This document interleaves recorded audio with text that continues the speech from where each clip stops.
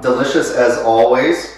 Raj is a little bit of if you don't follow him on Facebook, he could really be his own, Instagram star or something with these coffees. I like the heart, especially. It feels appropriate for our bridge building between our congregations and with other faith communities. And so we're back for our episode 2 of this conversation over coffee that we're having. Again, I'm Reverend Nic Cable. And I'm Raj. Yep, and we're just going to be having a series of conversations, getting to know each other. And today we're going to be talking a little bit more about the history of our congregations and how we came into getting to know each other and how they exist today in their current state. So, yeah, because both of them have had some pretty miraculous growth over the years. First Indian family, I should say, moved into Columbus back in the 70s, so that was much before my time. Yeah, right. So back then there was only maybe 1 or 2 families. Even in the 90s, late 90s, there were a few handful of families, and they started, they had kids, and they started the need for, hey, these kids need to know about our roots. Yeah. So it started as a Sunday school and a monthly puja. It's like a kind of a worship service kind of thing? Yeah, exactly. And so that's how it kind of all started back in the late 90s. It's hard to imagine that there was only, even in the 90s, back in the 90s, that there was only 10, 20 families. Because nowadays there's so many. Yeah, I mean, you bring up a good point. So I moved in 2004, right? So back then I was able to identify every other Indian family in town. So if you go to Walmart, like you do your weekend grocery, you find somebody, you know them by name. I think Cummins, being a big company, had a big hiring initiatives in 2005 and maybe in 2007. So that brought a lot of international people into the community. So anyway, so that's kind of sort of culminated into us registering as a non-profit group, and that I believe happened in 2010.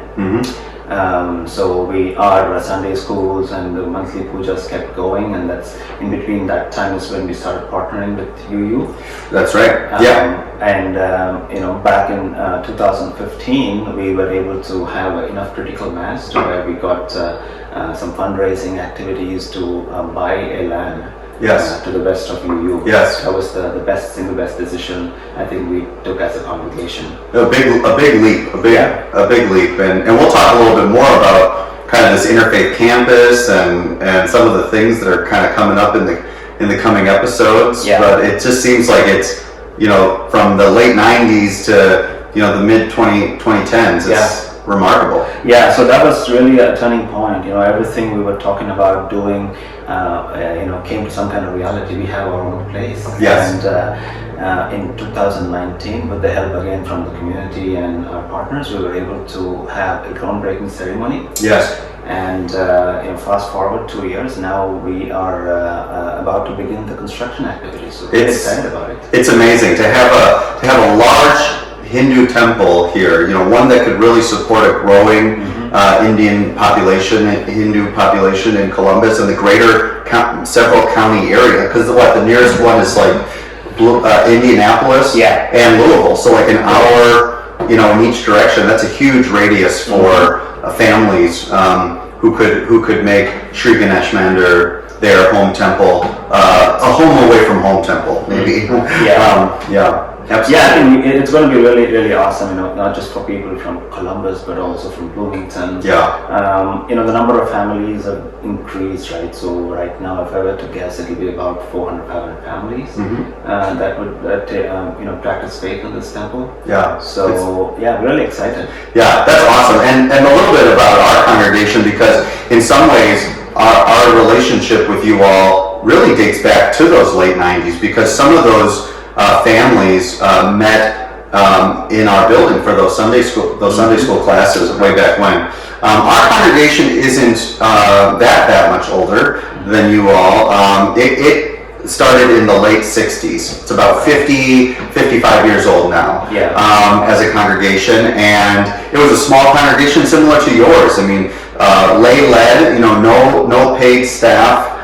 for a big chunk of that time until the late 80s when they took the leap and the community came together and hired their first minister, who, this is a trivia question, happens to be Hattie's father. Was their first minister. I didn't know that. That is a pretty cool thing. Well, he only lasted 1 year, but I think it was amicable. No, he went off to Wisconsin, and that's where Hattie was raised. And 3 decades later, we moved down here. So that's pretty. So his picture's up in the library if you come and check it out. So anyway, that set him on a course trajectory of having ministers and growing the congregation. And then in the late 90s, early 2000s, so around the time you're talking about, we built a new building and on a property we purchased right out there on Gola Boulevard, and that's where we stay.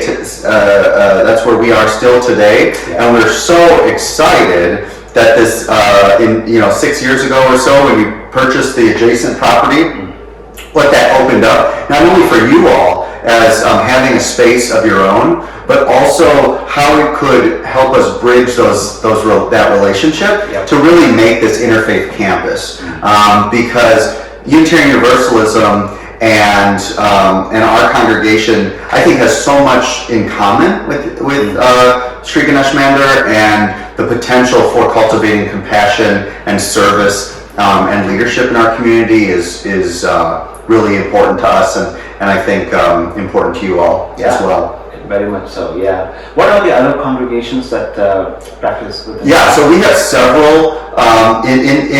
We have one in the congregation that shares our building as well with you, with SGM and UUCCI, and that's the Shalei Shalom Reformed Jewish Congregation. Okay. And so it's a small Jewish congregation that's been meeting with us almost since the beginning, like the early 70s, right? So they've been with us almost 50 years, and they are continued to be lay-led, so no staff, just like yourselves.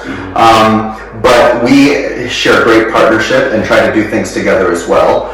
And then beyond the physical campus area, we have a lot more faith partners in the city, such as North Christian Church and First Presbyterian and First Methodist, and others who, and the Islamic Society, for example, who really share in this vision of becoming an inclusive space for people of all different cultural and religious traditions. And so we're going to talk a little bit more about that next web series. We're going to have to top off, I think.